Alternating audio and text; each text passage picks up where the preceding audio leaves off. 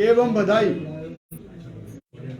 इस बार Jammu municipal corporation ने सभी जम्मू वासियों के लिए स्पेशल प्रबंध किए हैं। आप सब लोगों से निवेदन है कि कल शाम के 4 बजे अपने परिवार सहित जेडीए पार्क बहू फोर्ट में आए। वहां सांस्कृतिक, रिलीजियस और कल्चरल प्रोग्राम होगा। उसके बाद माता के दर्शन करें, उनसे आशीर्वाद लें और 7 बजे से लेजर शो होगा, जिसमें जम्मू की संस्कृति, सूर्यपुत्री तवी की अवतार और बाकी ऐतिहासिक चीजें वहां बताई जाएंगी। उसके बाद में जम्मू व्यू का वहां लुत्फ उठाएं, एक्वेरियम का लुत्फ उठाएं और म्यूजिकल फाउंटेन और उसके साथ में ओपन थिएटर। हर की पौड़ी में भी आरती होगी। ये सब प्रबंध आप सबके लिए किए गए हैं नवरात्रों के उपलक्ष्य में और इस पर्व को ध्यान में रखते हुए। साथ साथ में सबको मेरा विनम्र निवेदन है कि कल से हमारे एनएसएस के वॉलंटियर्स 5 ब्रिज पर अवेयरनेस करते आपको नजर में आएंगे, जो ये कहेंगे कि सूर्यपुत्री तवी को पवित्र रखें, पॉलीथीन का इस्तेमाल ना करें और साख का विसर्जन नहर में करें। हमारी लेक बनने जा रही है अगले साल और अभी से हमें उसका पानी स्वच्छ रखने के प्रबंध करने पड़ेंगे।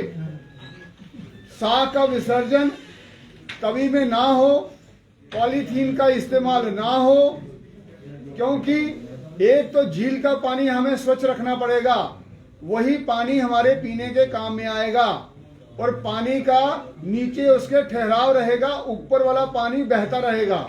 इसलिए इस तरफ हमको बहुत ही सचेतता के साथ आगे ध्यान में रखते हुए बढ़ना पड़ेगा। जहां से हम पानी खींचते हैं वहां भी जमावड़ा हो रहा है और लोगों को पानी की कमी हो जाएगी। इसलिए आप सबसे मेरा विनम्र निवेदन है, विसर्जन किसी प्रकार का भी तवी में ना होने दें। और इसकी अवेयरनेस के लिए कल से एनएसएस के वॉलंटियर्स आपको अवेयर करते हुए नजर आएंगे और जो हमारे सफाई के ऑटो हैं उसमें आज से सूचना होनी शुरू हो गई है। जम्मू हमेशा ये कहता रहा है कि हमें हमारा हक नहीं मिल रहा है। आज जम्मू म्युनिसिपल कॉरपोरेशन आपकी होने के कारण और माननीय उपराज्यपाल श्री मनोज कुमार सिन्हा जी की अध्यक्षता के और कुशल नेतृत्व के कारण ये सभी सुविधाएं उपलब्ध की गई हैं। आप सब वहां आए और नवरात्रों का लुत्फ उठाएं और माता का आशीर्वाद लें। धन्यवाद। मेरे साहब आप कह रहे हैं कि विसर्जन नहीं करना है, लेकिन जब तक नाले गिरना बंद नहीं होंगे तब तक तभी स्वच्छ कैसे होगी? जब तक नाले गिरना बंद हो जाएंगे तब भी उसके बाद ही मुहिम चलाए तो ज्यादा बेटर नहीं है? अभी तो नाले कई सारे हर चीज प्रायोरिटी के साथ की जाती है। उसके लिए भी हमने प्रोजेक्ट बनाया हुआ है। ये सभी एक पाइप में लेकर नीचे डाउन द स्ट्रीम वहां हम इनको सबको लेके जा रहे हैं। वहां इनकी फिल्ट्रेशन होगा और फिर ये पानी नीचे वाले खेतों में छोड़ा जाएगा। तो अभी आप सबसे यही निवेदन है कि अपना पॉलीथीन जो है वो इस्तेमाल ना करें, साख का विसर्जन नहर में करें और जो ये सारी व्यवस्थाएं बनाई गई हैं वहां आकर इसका लुत्फ उठाएं।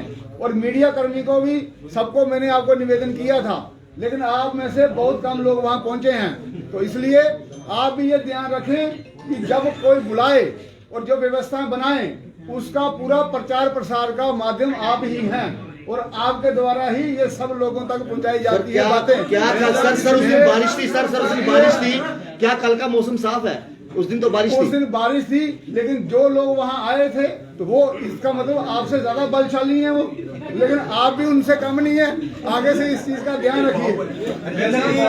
जैसे आपने हाउस में एक जम्मू वालों से वादा किया था कि यहाँ पे प्रॉपर्टी टैक्स नहीं लगेगा, तो क्या आपका वादा टूटता हुआ नजर आ रहा है? नहीं, मैं आज भी उस वादे पे स्टैंड करता हूँ। हमने कहा था कि जम्मू में प्रॉपर्टी टैक्स नहीं लगेगा। आपने सबने देखा है, हमने हाउस में कोई ड्राफ्ट नहीं लाया है, ना ही हमने रेजोल्यूशन पास कराया है। हमारे डेमोक्रेसी में 3 टायर ऑफ सिस्टम होता है, लोकल बॉडीज और उसके बाद लेजिस्लेटिव असेंबली और फिर पार्लियामेंट। पार्लियामेंट अगर कोई चीज पास करती है तो असेंबली को वो इम्प्लीमेंट करना पड़ता है, और असेंबली अगर करती है तो फिर लोकल बॉडीज को करना पड़ता है। तो अभी हमारा एक्ट में संशोधन हुआ और जो हमारी एडमिनिस्ट्रेटिव काउंसिल है उसने ये निर्णय लिया, तो वो उसमें तो मैं कुछ नहीं कर सकता, क्योंकि मेरी एक जुरिडिक्शन है, एक मेरी हदबंदी है, वहां से हमने कुछ नहीं किया। राजेंद्र जी, इन लोगों ने जमीन खरीदी है, मकान बनाया है, लेकिन बैंक से लोन लेकर, क्या ये प्रॉपर्टी टैक्स लोगों के ऊपर कि वो लोन खत्म करेंगे कि प्रॉपर्टी टैक्स देंगे? देखिए, हमारे पास सिर्फ 2 रास्ते हैं, जहां तो हम प्रोग्रेसिव सोसाइटी बने और जहां फिर हम क्लोज और कंफ्यूज सोसाइटी बने। आप सबको जानकारी है, गुजरात में 2 लीडर्स ऐसे आए जिन्होंने गुजरात को पूरे देश में नंबर 1 कर दिया। अब हमने उस नीति पे चलना है और जहां फिर कंफ्यूज सोसाइटी रहना है। इलेक्टेड बॉडी इलेक्टेड बॉडी जो है आपकी चुनी सरकार है और चुनी हुई कारपोरेशन है, वो मैंने आपको बता दिया है, अब आंकलन करना आपका काम है।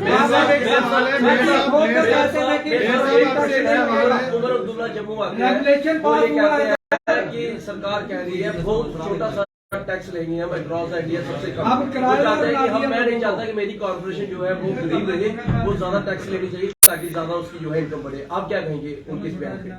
देखिए, आप सब जानते हैं 1000 स्क्वायर फीट के नीचे जितने भी एसेट्स होंगे उस पर कोई टैक्स लगेगा नहीं। जो बाकी हैं, अगर 1100 स्क्वायर फीट किसी का होता है उसको मात्र 740 पे लगने हैं, अगर उसकी जो प्रॉपर्टी जानीपुर में है।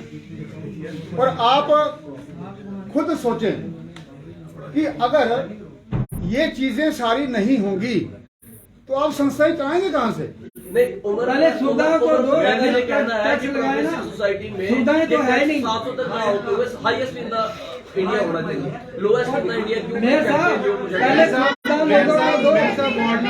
आप कह रहे हैं कि संशोधन किया गया है, ड्राफ्ट इस तरह से आपसे बातचीत नहीं होगी, तो जम्मू कश्मीर के निजाम में पहले जो इलेक्टेड मेंबर्स है उनसे पूछा क्यों नहीं जाता है? और दूसरी बात है कि जब इस तरह से व्यवस्था चला रहे हैं, आप कह रहे हैं कि आपको इतनी जानकारी नहीं है, नहीं पूछा गया, तो पूरे शहर में होर्डिंग्स म्यूनिसिपैलिटी के अधीन में लगती है। मैंने आपको क्या कहा, we have a 3 tier of system, local body, legislative assembly and parliament. If legislative assembly passes any act, that is to be implemented by the local bodies.